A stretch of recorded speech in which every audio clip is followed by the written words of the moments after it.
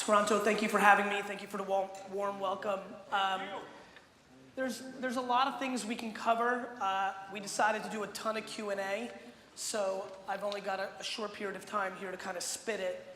And so what I'm going to really focus on in this kind of moment is going to piggyback off the last presentation, which is a lot of this is about mindset and overall strategy of how you're navigating your life and your business life and your personal life. This is just about, do you see what's happening or don't you? Do you understand how this plays out in the macro, or are you too consumed with the things that are in front of you in the short term? It's really hard to project blockchain's impact on our society if you're just caught up in the headlines of Bitcoin, right? And so for me, as I navigate my life and think about why things have worked for me, is I go under one very basic assumption, which is, as long as I stay alive, it's always better to think long-term than short-term.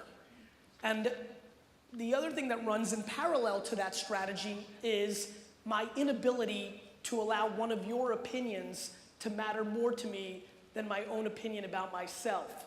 Not because I think I'm great or special, it's just that I think you suck at shit too.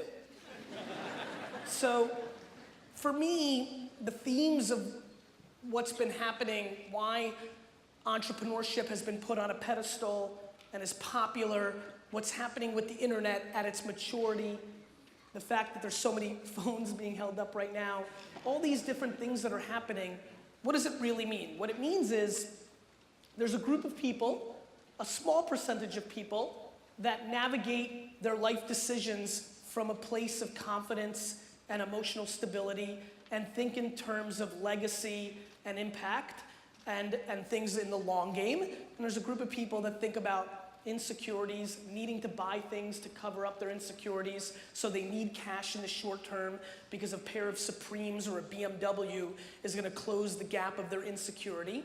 And then there's the in-between. And so for me, I'm very focused on the fact that the stuff that I believe in seemed like a fairy tale or bullshit just 30 years ago because the internet didn't exist.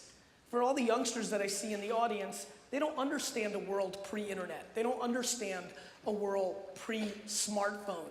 I'm fucking old.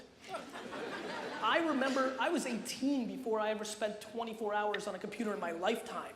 I know what the world looked like. It wasn't practical to have debt and work your 9 to 7 and then come home and make something of yourself. I struggle to complain about anything in a world that is this special. You can decide to look at something narrow and decide stuff sucks or you have a shortcoming, or you can understand the macro, and let's call it very simply what it is because it's truth. This is the greatest moment to be alive in the history of the human race.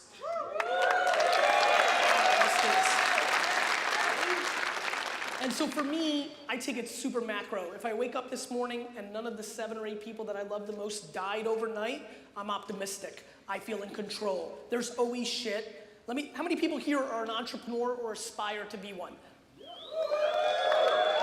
Great. For all the youngsters in here, let me give you the first thing that I believe is true about entrepreneurship. It's lonely as fuck. Right? Because when you don't succeed on a team or in school or at a job, here's what you do. Team, it was my player teammates' fault. School, fuck the teacher, right? Work, my boss is a fucking idiot. When you fail in entrepreneurship, all eyes on you. Your fault. You. And guess what? Everybody's watching. So we're living right now through a very glamorous moment of entrepreneurship, where it's cool, where a lot of people want to put it in their Instagram photo and profile because it tells the world who they are. To me, it's an interesting time for entrepreneurship. Anything that swings too far one way or the other becomes vulnerable. When the global economy, and definitely the US economy, different than the Canadian one, when the US economy collapses because we are loaning way too much money to kids that are carrying enormous college debt and aren't making enough to pay their debt back, let alone the house or car or thing they're buying with their loan, when the US economy crashes because of college debt and the economy really suffers, two things will fall in popular opinion. Number one, the institution of colleges in the United States. Number two, the fantasy of entrepreneurship. 98% of the hands that just went up will fail and work in a job in 6 years. Yet, everybody just thought, I'm one of the 2% that isn't, which is fucking awesome. And do it, and I can't wait for you to kill it. But I will say that while we are talking about all these themes right now, my propaganda, my push, my want for people to debate during this talk is not that I'm gonna rah-rah you up and you're gonna go fucking crush your business, but I am gonna hope to put pressure on everybody in this room to get really self-aware really fast. I think the reason I have a happy life and things have gone well, and more importantly, forget about me being a focus group of one, everybody that I know that has happiness traces back to some incredible commitment to self-awareness. An incredible thing happens in your life when you stop bullshitting yourself. Look, I wish I was a lot of things too. I wish I was the quarterback of the New York Jets. Not gonna happen. I wish I was a supermodel. Not gonna happen. I wish a lot of things too. But when you romanticize and wish, instead of actually being practical and understand, you create a vulnerability.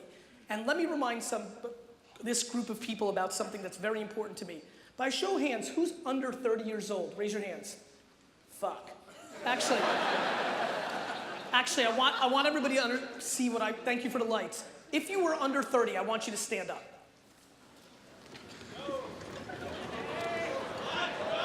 That's what's up. So a couple things, keep staying up because I want this. Couple things. Number one of my least favorite things in society right now is the demonization of the youth and saying like millennials are lazy and entitled. That's straight fucking bullshit. It is. Because for all of us sitting, 90% of our friends were fucking lazy too. However, on the flip side, here's my biggest concern for everybody who's standing. Everybody who's standing has one fatal flaw in the game of entrepreneurship. And it's not your fault, by the way. Your fatal flaw is you haven't been punched in the fucking mouth yet. For everybody that's sitting, we've lived through the meltdown of the economy in 2008 and 2001 and 1996 and on and on and on. Everybody here who's rolling right now has rolled under ridiculous, easy game. Ridiculous easiness of global economy. Unlimited fucking money in the system. Doesn't take a hero to raise capital and lose money every month. And so, the only thing I ask for everybody who's sitting, and you're more than welcome to sit down, thank you. For everybody who is standing, the one thing I want you to understand is that truth. In the same way that it's straight horseshit that people say millennials are entitled and are lazy, it's the same that you have to understand that you have not been punched in the mouth. You have not woken up in the morning and 30% of the money in the economy has been taken out. And then another week later, 50%. And all those brand deals, because you got a lot of Instagram followers, go away. And so I implore everybody in this room, regardless of where you are, to get real practical. The two businesses I built, my dad's liquor store for him and VaynerMedia for me and my brother, I built when I started them in really tough economies. Adversity was my strength. It wasn't easy. There was no raising capital. I've run 2 companies my entire life. For all my Gary Vee time, from the day I left school at 22 years old to the way I'm standing right now, in those 20 years, there has not been a single day in my life that I have not operated a business, and there's not been a single time in that entire 20-year period where I didn't make more money than I lost so I could pay my bills. It's called practicality. It's called building an actual business. And so it's cool that you have a t-shirt with a logo on it and you're a lifestyle fashion brand until the economy crashes and you have to work at fucking Rogers.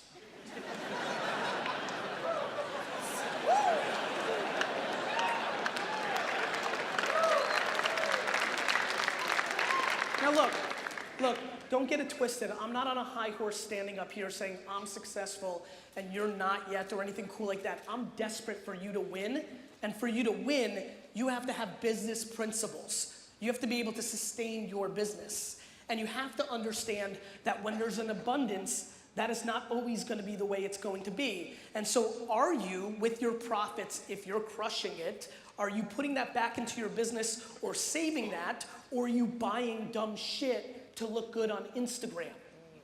These are things you have to think about. This is real life.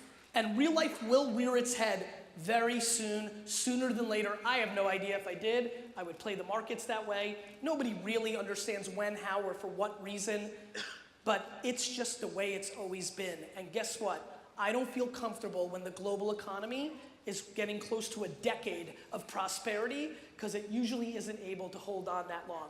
Now, there's been enormous amounts of manipulation of governments supporting it, but fundamentals are fundamentals. And so I stand here today trying to get people into the right mindset of the yin and yang of what's happening, which is both things are true. A, it's unbelievable that things have been so good for so long, and it's a good time to start strategizing what if. What if I can't raise any money for my business? Does my business make money? What if? What if the biggest companies in the world and startups and other businesses go out of business and they don't have money to give me? What if? At the same token, what makes this time tricky is that the internet is starting to hit such a scale and such an opportunity that there is a land grab and more opportunity than ever for the individual businesses and anything else. It's incredible to me that you can start a brand from zero, have a smart Instagram and Facebook strategy, sell it on Shopify Plus and Amazon, and build a real business in a year or two. That is remarkable. That is incredible. And that is what makes this era special. Let me tell you this again, and I referenced it earlier. My friends, humans will look back at this era. They will look back at this era like you are living in one of those interesting times that will be reviewed over and over and over because you lived during the era of the internet being established, of blockchain being established. This is big fucking shit. This is big fucking shit. This is printing press. This is big. This is big, big, big, big, big. And so now what you have to do is be on the offense practically. There's people on the defense. There's people fear-mongering technology, right? Watch the subtleties. We're shitting on technology. We're blaming Facebook because we don't like to blame ourselves, right? Facebook didn't vote for you, asshole. And so, we live in an incredible time where the opportunity for the entrepreneur, the educator, the stay-at-home mom, the litigator, this is for everybody. My biggest plea here today is for everybody who is sitting down. If you're 47 years old and you think you're finished, you need to rethink everything. I am so frustrated by watching all the teenagers and 20-year-olds take full advantage of this opportunity because they don't know any better, and for the 40 and 50 and 60-year-olds closing their mind without realizing that they're gonna live for the next 40 years, and this fucking land grab is for you too, and good news, old fuckers, you have experience.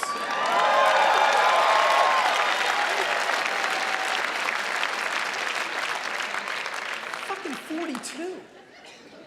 I'm not fucking young, I'm not a baby. I just understand how good the opportunity is, and I struggle with my 46 and 59 and 60, 70-year-old friends who think, because that's how we grew up, that they're getting to the end of the years without recognizing how much healthier we are as a race in our 70s, 80s, and 90s. You compound how fast medicine is advancing. There's the pharma, I mean, if you're 40 to 60 in this room, your numbers are gonna look like 100, 110, 100, like, what do people think is happening here? And if you're 63 in this room and you're living another 50 years, you're only at halftime, but when we grew up, you were towards the end.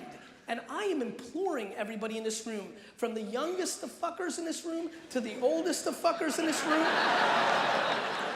I'm imploring you to understand how incredible this is, which is the following. Ronald fucking Reagan ran the free world with a computer not as powerful as this only 5 minutes ago. Shit's happening. And you need to take advantage of your thing. And the fact that most of you are not taking advantage of this opportunity because of the insecurities that your fucked up parents or your neighborhood gave to you breaks my fucking heart. And I am completely obsessed with putting out content at scale to get people to understand that not posting on things on social media because Johnny Pants 47 said you're ugly or stupid, watching my 60-year-old friends not do things because they feel weird of the judgment of their grandkids making fun of them that they don't understand how to use Snapchat, remind your 13-year-old granddaughter that she doesn't know jack shit about life. And so I really, really need people to understand what's actually happening here.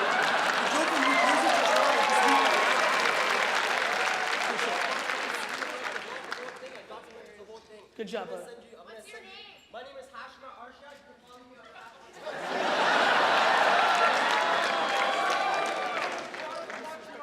6 hours, I snuck into his show for free.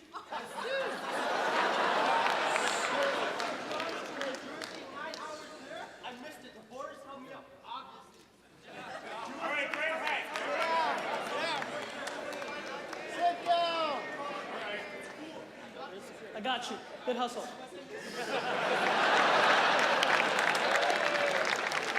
Couple things.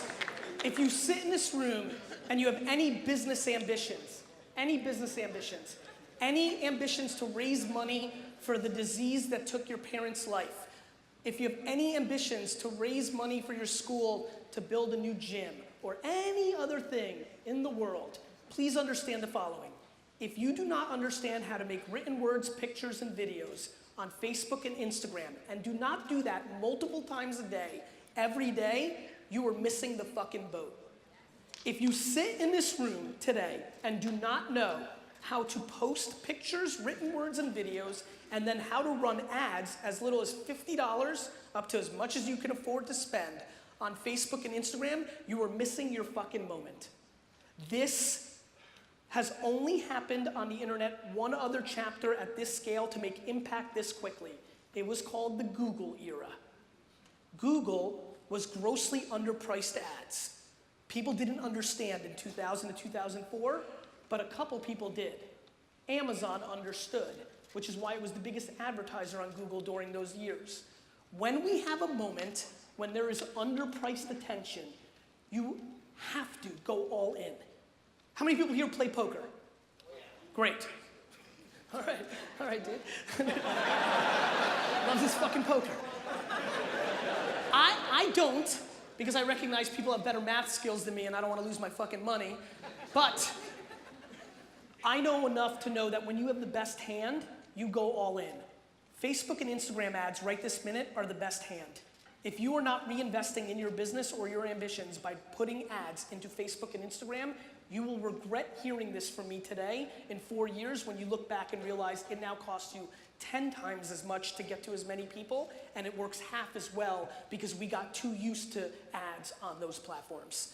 I don't care what your opinions are. I don't give a fuck that you ran $1,000 and it didn't work. It means you didn't know what the fuck you were doing. I don't get any ROI from a basketball. Other people do. I don't get any ROI out of a piano. Other people do.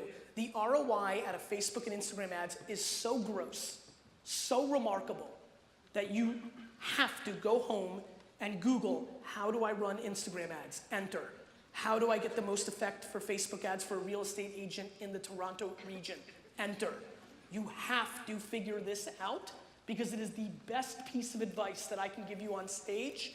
And your romantic point of view that Facebook's not cool anymore, or that you ran it already, or you don't get it, or you don't like that people are on their phones anymore, your romantic points of view, or your headline reading points of view, is the vulnerability for your upside.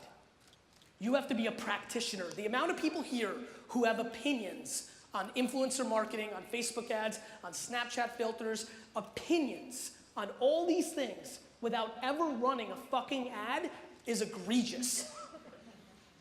So, The number one thing I implore everybody here to do is to go home and become a practitioner at two things.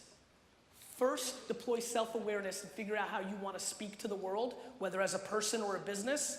Is it written word, is it audio, or is it video? Second, understand how to run ads if you have enough money to run ads on Instagram and Facebook. Period, end of story. I literally can leave right now and have given you more value if you actually take it serious. I know for a lot of you who've been following me for a long time, you've heard this before many of times. I just know that none of you have gone all in on it enough for the value, because even I'm not going in enough for the value because the opportunity is so ridiculous, right? And so what happens, how many people have been doing their thing and it's going well for over 5 years? Raise your hand. Woo! Raise them high. Be proud. Awesome. You're the ones that I'm most scared of because you get caught in your patterns of what was successful for you. This is what always happens, right? YouTube works for salon guy. You get caught. You get used to it. It feels right. You don't think about it. Or you get caught up in headlines. You get lazy. You know what's lazy? When Instagram creates stories and you don't think you need to do Snapchat anymore because it's the same. You're a fucking idiot. You're an idiot because 180 million people a day use Snapchat and get more consumption there, and Snapchat can make one change that gets everybody back, but you don't want to put the extra effort for an extra minute or two to get your content there. It's so fascinating to me how many people's actions don't match their ambitions. You know how many people roll up on me, whether virtually or in real life, and tell me they're gonna buy the Rams or the Raptors or something other than the Jets because we're cool like that, and then I go look at their Twitter handle and they're watching entire seasons of The fucking Crown on Netflix? Our actions are not matching our ambitions. But let me say this, and this is just facts. The fact that you're in this hall this afternoon on this day means that you see the world in a very competitive advantage way. You understand that something is happening in a way that you understand that I'm promising you 98% of society doesn't. That is your great strength, that you understand this thing is real. This is real. You may not be fully advanced, you may be in the nuances, you might not be great at Instagram, but you're good at YouTube. You've got a sense. How many people here have been following me for longer than 18 months? Raise your hand. Thank you. And for 18 months or less? Thank you. The reason the hands are fairly even is something changed 15, 16 months ago. I took the advice that I've been giving you for the last 8 to 10 minutes. One of the things that I'm most proud of is I never talk about shit I don't do. When I tell you to bleed out of your fucking eyes, I bled out of my eyes. When I tell you to spend more money and time figuring out these platforms, I did it. I don't guess. You know why I don't have a lot to say on crypto and Bitcoin? It's because I'm still tasting. You know why I don't have my official Vero point of view? It's because I'm tasting. I don't like to talk about shit until I know what the fuck I'm talking about. Yeah. The last 10 minutes, the last 10 minutes of trying to get you there and like pushing forcefully is because that's what happened to me 15 months ago. Even for all my winning, and I was followed by a lot of people, and a lot of people knew who I wasn't all the way in, right? I was busy with Vayner, I was doing other things, but Vayner got big enough and my financial situation got big enough that I was able to take it from just me making my content to 3.5 years later being 17 people and a complete media team that helps me put out the obnoxious amount of content I did. A lot of people have a lot more money than me. They're more than welcome to hire people and go all in on this. They choose to take those dollars and buy things or invest in or do whatever they want as they should. I just want everybody to understand one thing. Attention is the asset. Before you tell me what you want to accomplish or what you want the customer to do, whatever the customer is, get a vote, sign up for your platform, whatever you want them to do, you need their attention. Attention in our society lives here. And more importantly, it's underpriced right now in the ad products and the opportunity. For the youngsters in this room, it feels normal, so you can't realize how good it is. For the people that are older, they've seen this show before, television commercials in the 70s, Google ads in the mid-2000s, email marketing in 94, 95. It just sometimes they don't understand the pattern recognition. I'm sitting here today telling you one simple thing. If you are not communicating to the world on these platforms, you're invisible. Fix it. Thank you.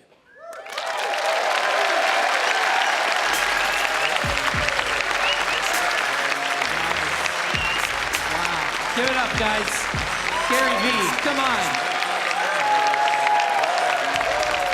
Right on.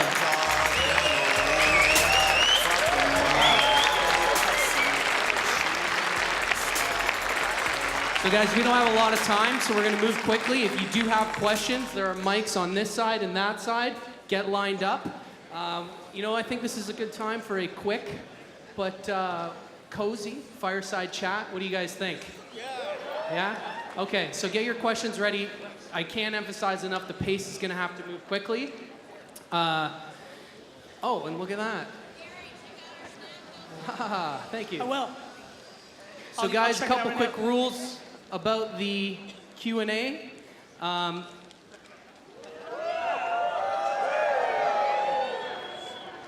do it. A couple quick ground rules. We don't have a lot of time, so please, no pitching. If you're going up to pitch a business, an idea, whatever, please do not do it. Keep in mind that there are a lot of people here, and we want to deliver value. Don't be a dick. Let's go. Yeah, there we go. And no selfies, guys. So. Oh, nice. So we actually have a legit fire. So, Gary.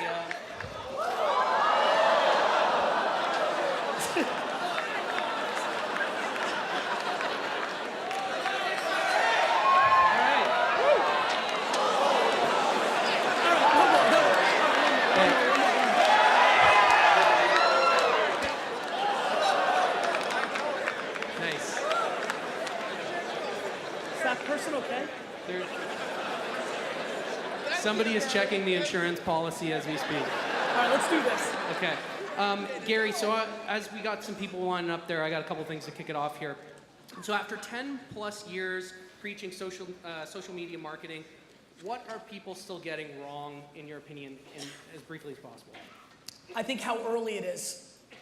I just think it's early. I don't know what else to say. Facebook is trading at $8 CPMs on average. It should be 50. Based on the attention. Instagram stories are trading at 5, 4, 3, grossly underpriced. It's just early, the land grab is real. And so I just think people are still debating while it's actually happening.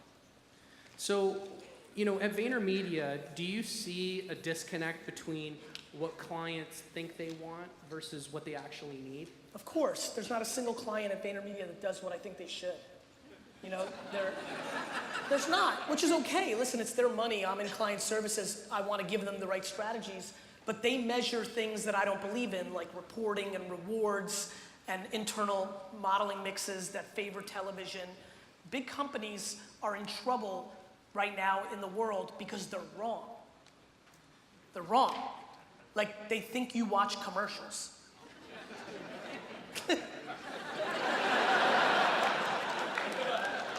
So you had a great speech there about the value of Facebook ads, Instagram ads.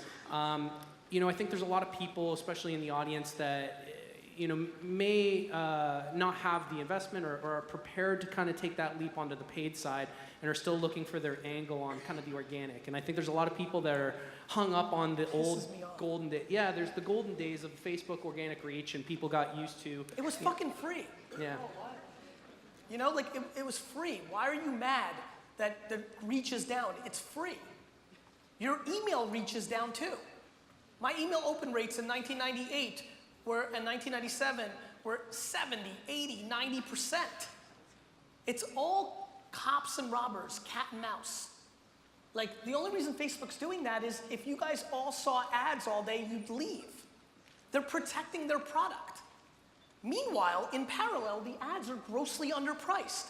But you've made an emotional decision that you liked it better when it was free, and you value that, versus understanding that if you spend $1, you can make 10. You're just not smart. Do you think there is anywhere right now where content creators can gain an edge prior to making that leap to paid? Like, for example, when you were I don't understand why that matters. Like, the paid is underpriced. Now, it matters if you have no money. So if you have no money, go to Craigslist, go to the free section, right? Pick up people's free shit, flip it on Facebook Marketplace, make yourself $500 by sweating a little bit, and then run ads. Nice. Guys, okay, let's take some questions. That's beautiful. Yeah, guys, you have to understand why. They're not, guys, I used to own the word wine for 5 cents a click on Google. I owned it. It was 5 cents a click. It's not 5 cents a click anymore. You know why? It's not 2001 anymore, and you guys know what the fuck Google is. Like, it's underpriced ads right now. Take advantage of it, because it won't be. I don't know what else to tell you. Do you have a favorite placement right now? You mean? In terms of like, you know, you can advertise on Instagram stories, you can do right side column, news feed. Do you have a favorite placement that's killing? It's just feed, because that's where people see stuff. More importantly, I want to make sure you also understand the difference between brand and sales. A lot of you are struggling because you just want to sell, and all you're doing is throwing a right hook, and maybe somebody doesn't want your piece of shit $400 ebook. Okay, let's get a question from this side of the room here. Hey Gary, good afternoon. Good afternoon. I'm Holly, and I'm one of these old women in the room. Okay. Over 50. Respect, you look great. Thank you. And reinventing. I'm Good. about to launch my third act. Good for you. And what would be the biggest piece of advice about reinventing? Because I've been here, I've done it, helped 2 acts launch successfully. They're doing well. Good. On to the third. Yep. Total different field, healthcare. Okay. What's the biggest piece of advice you'd give? Well, what are you trying to accomplish? Reinvent? When you say reinvent yourself, try to get street cred and notoriety and like Yeah, leverage? I've always played in the field of personal finance. I'm I see. actually considered one of Canada's leading personal finance writers. So here's what I would say, and this, you know, I went through this when I kind of transitioned from wine to like more business content. I didn't think a lot about establishing myself. I thought a lot about doing. Investing in Facebook and Twitter and Tumblr early on, building VaynerMedia from 0 to 200 million, that was my reinventing. Don't worry about what the fuck they think. Go and execute a successful launch, and then you will be that. It's the same thing with names. Do you know how many people here fucking spend weeks coming up with their company name? Like months, Yes, years? I took a month. Yeah, that's a dumb fucking move. Here's why. Names are made. You think look, Tim fucking Hortons is a great name? Names are made. Google's not a great name. Snapchat's not a great name. These are just, they become great names because of the actions, not because the name. Gary fucking V with 2 silent E's? Are you fucking kidding me? So make it the execution. Don't worry about establishing yourself. The results always fucking speak. Thank you. Let's take one from this side of the room. Yeah, you go Hey ahead. Gary, how you doing? My name is Sheldon Bruce from Two Line Music Hut, and I've been following you about the past year. Thank you, Sheldon. And you definitely changed my life. That's very Last nice. week, I got my first $3,000 check because of you. Thank you. All right? What I want to ask you is, what is your take on hustle versus investment? I believe in both. I don't think they're conflicting. Okay. Right? I think hustle is investing when you don't have money. Okay. Like, you either have money or you have time. Like, you know, and so like, I think that both are essential. I love investing financially. I love investing in people. I love investing in my audience, which is why I put out my content for free, right? I think investing is just smart. It feels good. And more importantly, I started this talk with it, which is, unless, like, look, I leave a lot of economics on the table every year. Now, if I die tomorrow, from a business standpoint, I left something on the table. But for the most part, if I don't, it will pay its dividends over the course of a 50-year career. Sheldon, you and every single person here has never met anybody who's been successful without them working hard and hustling. You may know somebody who has a lot of money, right? That they were given that money, but nobody here has achieved without a lot of hard work. Hard work is a prerequisite. Like, yes, the smarter you work, the bigger the upside. Talent matters, But to me, hustle is oxygen because it's the #1 piece of advice I can give to every single person here. And it doesn't matter how good, smart, or clever, or what they see is, it is a variable of success. So I'm a big believer of both of those. Thank you. Thank that you. was a good one. Thank you. And I'm going to ask you another time if you could be on my podcast, all right? 100%. Thanks, Done. sir. I'll do it. Thank you, Gary. Okay, one from this side of the room here. Gary V, this is crazy. I'm up here for my birthday right now, and I Happy did birthday, not think bro. I was going to be. Thank you, man. I did not think I was going to be here talking to you right now. 21st birthday? No, 23. It's actually on Thursday. Damn, I thought it was close. Thanks. And thank you to all the Gen Solos out here too for kind of Nick Caparella. But I just wanted to ask you a quick question. So I just partnered up with my buddy. We're doing a hockey apparel company called Justician Hockey. We're based out of Buffalo, New York. Okay, My question to you is, so we're big on for online shopping right now. of course. My question for you is, how can we increase our conversion rate? Well, have better product. Okay. I mean, that's, a lot of people don't think about that, right? Because they only think about, conversion rate has a lot to do with what's happening once they're there, Right. right? So either your landing page, your UI, your UX, the copy, the images are not grabbing people, right?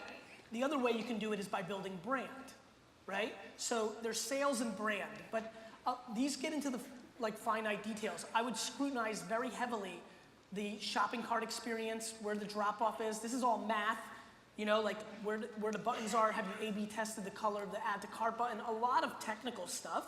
And then comma, are you building brand? Because people convert better when they trust or feel emotion. So if they've heard of you on Instagram or on a podcast or things of that nature, they'll feel more confidence once they get to that moment of truth. So it's about black and white technical nuances of a website, mobile optimization, things of that nature. And number 2, really, are you establishing a brand that becomes trusted or loved? Gary, how do you balance between the, not getting too stuck in the minute details of the green or red button? Like, where's the balance between the data and then playing off the emotion? For me, I don't get stuck because if you become too mathed out, you become commoditized. There's a lot of people here that are great at math, they believe only in analytics and quant, and it gets them to a certain place because it's an absolute strength. But it's also the same reason they tap out. Because the math always plays out. If math was the variable, the game would be over by now. The art matters so incredible. And so for me, I intuitively understand the art quite well, and I surround myself with the biggest fucking nerds I can find on the math. Those are the 2 variables you have. Okay. And just one more question. Go fast. Can I give you my business card? Sure, And if you want to but look I at our will social lose media it. I platforms? won't look at it that way. What's that? I will definitely throw out your business card at the airport. Okay, that's fine. But you can tweet me and be like, I'm the 23-year-old birthday boy who's got the website, and that gives you a 13% chance I'll look at it. Excellent. I'm happy with that. Thank you, Gary. Okay, guys, that's all we have time for No, today. time out. Are you guys rushing because of my heart out? Because I'll sneak in 2 more. Okay. Okay, go ahead. You guys want to do 2 more? Let's go. Go ahead. Okay, right side. Hi Gary, that Hey. was serendipity. Thanks for the ticket. You're welcome. I came from London. Thank you. And you may remember last year, someone offered you to do a backflip for an internship.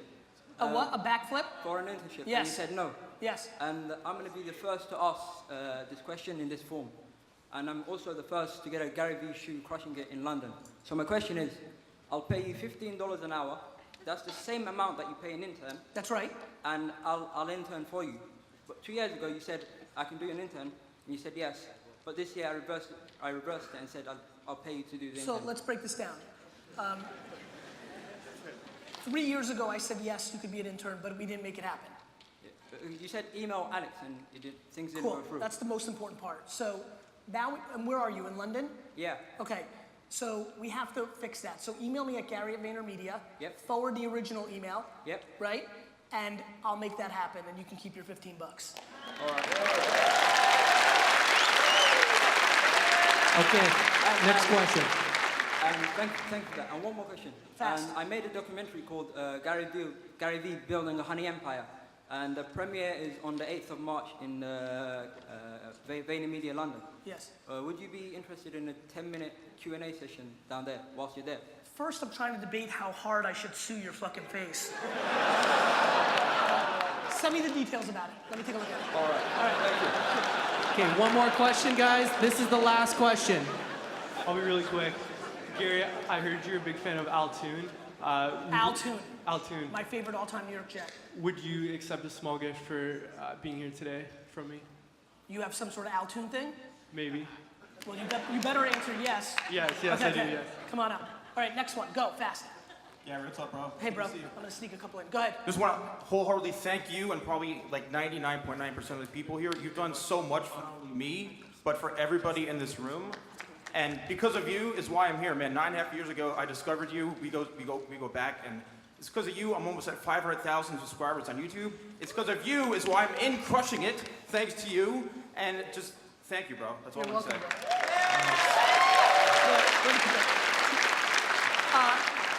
Thank you, bro. Two quick things. I'm going to let you ask a We question. can do it.